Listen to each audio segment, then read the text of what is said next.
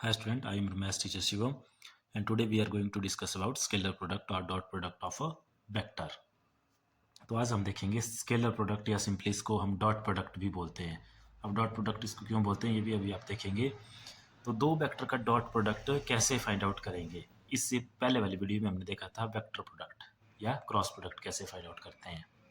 तो अब देखते हैं स्केलर प्रोडक्ट। तो स्केलर प्रोडक्ट जैसे मान लो हमारे पास कोई दो वेक्टर हैं, ए वेक्टर और बी वेक्टर, इन दोनों का हमने डॉट प्रोडक्ट निकालना है। तो इसको डिनोट करते हैं डॉट से ही, यानी कि ए डॉट बी, इसको पढ़ेंगे ए डॉट बी और इसका सिंपल फॉर्मूला होता है हमारे पास magnitude of A into magnitude of B, और डॉट की जगह आता है हमारे पास कॉस ऑफ थीटा, और क्रॉस में आता था साइन थीटा, डॉट में आता है कॉस थीटा। क्लियर है। अब ये तो चलो फॉर्मूला हो गया इसका कि a dot b is equal to magnitude of a magnitude of B और आगे कॉस थीटा, या सिंपल इसको ऐसे भी लिखते हैं ए बी कॉस थीटा। यहाँ पे ए और बी मैग्नीट्यूड है वेक्टर ए और वेक्टर बी के रिस्पेक्टिवली। अब हम देखेंगे इसमें कि ए डॉट बी जो हमने लिखा है इसको फाइंड आउट कैसे करेंगे, लेकिन इसको फाइंड आउट करने से पहले थोड़ा सा इसकी प्रॉपर्टीज देख लेते हैं, या यूनिट वेक्टर जो आप लोगों के पास होते हैं आई जे के कैप, उनके बारे में थोड़ा सा देख लेते हैं। तो सबसे पहले तो इसकी प्रॉपर्टी देखो, जो डॉट प्रोडक्ट होता है हमारे पास वो कम्यूटेटिव होता है। Commutative means a dot b किसके इक्वल होता है, बी डॉट ए के, दोनों का आंसर इक्वल आता है। क्लियर है। जैसे मल्टीप्लिकेशन आपकी कम्यूटेटिव होती है वैसे ही डॉट प्रोडक्ट भी कम्यूटेटिव होता है, लेकिन पिछली वीडियो में हमने देखा था कि जो वेक्टर प्रोडक्ट था वो कम्यूटेटिव नहीं था। उसके बाद नेक्स्ट जो इसमें हमें ज़रूरत पड़ेगी वो पड़ेगी इनके यूनिट वेक्टर का डॉट प्रोडक्ट।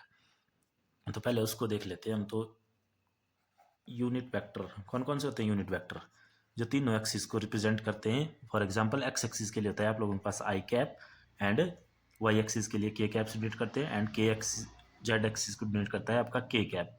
तो इन यूनिट वेक्टर का डॉट प्रोडक्ट हम आपस में देखेंगे कि ये किसके इक्वल होता है। तो सबसे पहले देखते हैं इसमें, जैसे मान लो क्या क्या कंडीशन हो सकती है इसका, कि आई का आई के साथ, उसके बाद जे डॉट जे कैप और के डॉट के कैप। ये कंडीशंस हो सकती है हमारे पास कि आपस में इनका डॉट प्रोडक्ट क्या आएगा। एंड देन ये कंडीशन हो सकती है कि देखो आई का आई के साथ देख लिया, देन जे के साथ क्या होगा, एंड देन आई का के साथ क्या होगा। देन नेक्स्ट अब जे है, जे का आई के साथ क्या होगा। सबसे पहले जे का आई के साथ क्या होगा, एंड जे का जे के साथ क्या होगा, यहाँ लिख लिया है। एंड देन जे का के साथ क्या होगा। नेक्स्ट के का आई के साथ क्या होगा। तो के का आई के साथ ये, क्योंकि के का आई के साथ या आई का के साथ एक ही बात है, because dot product is commutative. And then के का जे के साथ, तो के जे ये हो गया, एंड देन के का के साथ, तो के का के साथ ये हो गया। अब इनको देखते हैं हम, ये कितने के इक्वल आएगा या इसका रिजल्ट क्या होगा, क्योंकि डॉट प्रोडक्ट में हमें ये बहुत हेल्प करेंगे डॉट प्रोडक्ट फाइंड आउट करने में। तो सबसे पहले तो देखो आई डॉट आई का मतलब है, जैसे ए डॉट बी का मतलब होता है magnitude of a magnitude of b into cos of theta. तो इसका मतलब है magnitude of i into magnitude of i and then cos of theta.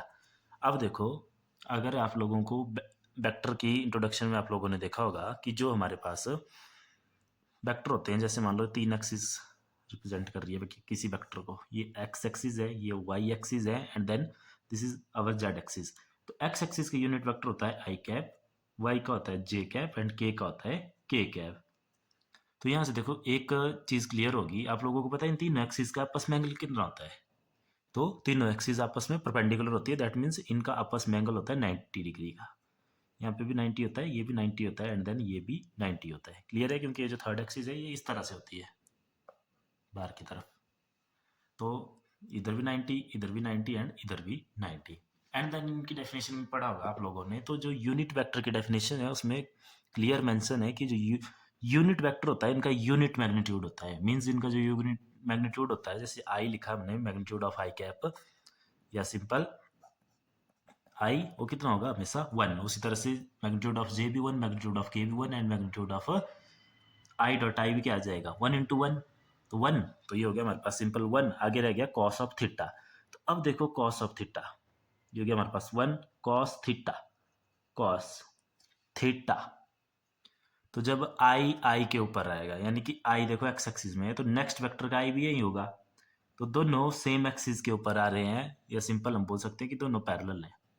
तो देन थीटा अब जब लाइन के ऊपर दूसरी लाइन आ रही है तो थीटा हो गया आप लोगों के पास 0 डिग्री, तो थीटा हो गया यहाँ पे 0 डिग्री। तो अब कॉस 0 होता है आप लोगों के पास 1, तो कॉस 0 1 हो गया, तो 1 मल्टीप्लाई बाई 1, तो इसका आंसर आ गया 1। तो इसका मतलब आई डॉट आई का आंसर आ गया 1। सिमिलरली जे डॉट जे का आंसर भी, जे का मैग्नीट्यूड 1, तो 1 इंटू 1 आगे कॉस थीटा, तो कॉस 0 हो जाएगा क्योंकि जे देखो दोनों इसी लाइन पे आएंगे। तो सिमिलरली ये भी 1 हो गया, सिमिलरली के डॉट के भी 1 हो जाएगा। अब बात आती है हमारे पास अपोजिट जो है आई डॉट जे या आई डॉट के, ये इस तरह के जो वेक्टर है। तो अब इसमें देखो मैग्नीट्यूड तो इनका दोबारा क्या होगा 1 होगा। कैसे? आई का मैग्नीट्यूड इंटू जे का मैग्नीट्यूड साथ आगे कॉस ऑफ थीटा, ये फॉर्मूला होता है। अब ये भी 1 होगा, ये भी 1 होगा, तो 1 1 रहा कॉस थीटा। अब देखो थीटा आई और जे, तो आई एंड जे में थीटा है 90 डिग्री, तो कॉस 90 होता है हमारे पास 0, तो आई डॉट जे हो गया 0, आई डॉट जे की वैल्यू आ गई 0। उसी तरह से आई डॉट के की value 0 because theta is 90 degree and cos 90 is 0। J dot I में थीटा 90 दोबारा, तो कॉस 90 0, तो 0 वैल्यू, यहाँ पे भी 0 वैल्यू। तो अपोजिट वेक्टर या अलग अलग वेक्टर का डॉट प्रोडक्ट, अलग अलग यूनिट वेक्टर का, जैसे फॉर एग्जांपल आई का जे के साथ 0, आई का के साथ 0, के का आई के साथ 0 या जे का के साथ 0, लेकिन आपस में इनका प्रोडक्ट होता है 1। तो ये रिजल्ट आप लोगों ने समझ लेने हैं और इनको आप सिंपल निकाल भी सकते हैं अगर भूल जाएं तो। कैसे? जैसे मान लो आई डॉट आई निकालना है, तो आप लोगों को पता है डॉट प्रोडक्ट निकलता है कॉस थीटा से, और इनका यूनिट, इनका मैग्नीट्यूड होता है यूनिट, तो यूनिट मीन्स 1। आगे कॉस थीटा, थीटा चेक कर लेना, आई आई अब सेम लाइन में है दोनों, तो 0 हो गया, और जब आई जे का है तो थीटा 90 हो गया, तो कॉस 90 0 एंड कॉस 0 1, तो वहाँ से आगे इनके रिजल्ट। अब देखो दो वेक्टर का डॉट प्रोडक्ट कैसे फाइंड आउट करेंगे। अगर ये क्लियर है आपको तो फिर डॉट प्रोडक्ट बिल्कुल सिंपल है। जैसे मान लो हमारे पास गिवन वेक्टर है, A vector is equal to 2i plus 3j minus 7k, and B vector है हमारे पास 3i प्लस जे माइनस 2k। अब हमने फाइंड आउट करना है ए डॉट बी। तो आप लोगों को पता है डॉट प्रोडक्ट आपका कॉम्पिटेटिव हो, चाहे a dot b find out करना है चाहे b dot a find out करना है, एक ही तरह से फाइंड आउट होगा ए डॉट बी, और इसको सिंपल क्या लिख सकते हैं हम, बी डॉट ए भी लिख सकते हैं, कोई प्रॉब्लम नहीं है, कॉम्पिटेटिव होता है। तो इसके लिए देखो पहले तो ए को लिख दो, ए वेक्टर है 2i plus 3j minus 7k, यहाँ पर डॉट लगा लो। आगे बी वेक्टर को लिख लो 3i प्लस जे माइनस 2k।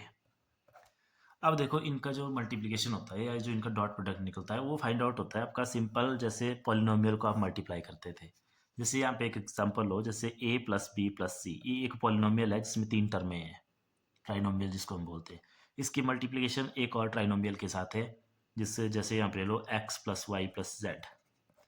तो इनकी मल्टीप्लिकेशन कैसे करते थे आप? इनकी मल्टीप्लिकेशन करते थे आप जैसे जो इस ब्रैकेट की फर्स्ट टर्म है उसका मल्टीप्लिकेशन आगे वाली पूरी ब्रैकेट के साथ, एंड देन नेक्स्ट टर्म का पूरी वाली ब्रैकेट के साथ, एंड देन नेक्स्ट का पूरी वाली ब्रैकेट के साथ आगे y प्लस जेड। फिर इसका आता था A X plus A Y plus A Z, फिर next B X plus B Y plus B Z, then next C X plus C Y plus C Z.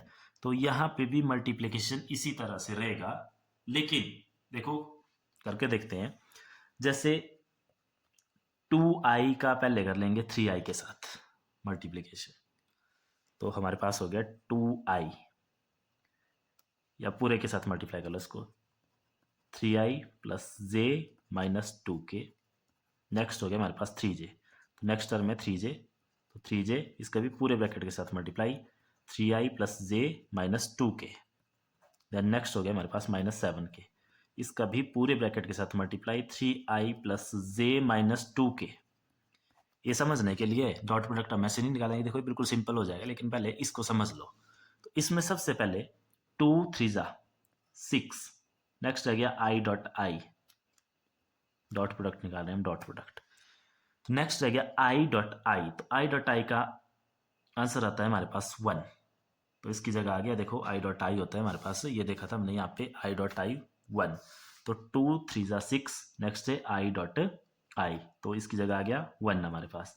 अब देखो नेक्स्ट प्लस 2 j के साथ है 1, तो 2 1 जा हो गया 2, 2 1 जा हो गया 2, and then i dot j, तो i डॉट जे का रिजल्ट लिखा है हम लोगों ने 0, ये यहाँ पे i dot j is equal to 0, तो ये हो गया 2 इंटू 0 प्लस, या नेक्स्ट हो गया देखो 2 इंटू -2, तो 2 2 ज़ा हो गया 4 plus minus minus I dot के दोबारा हो गया 0।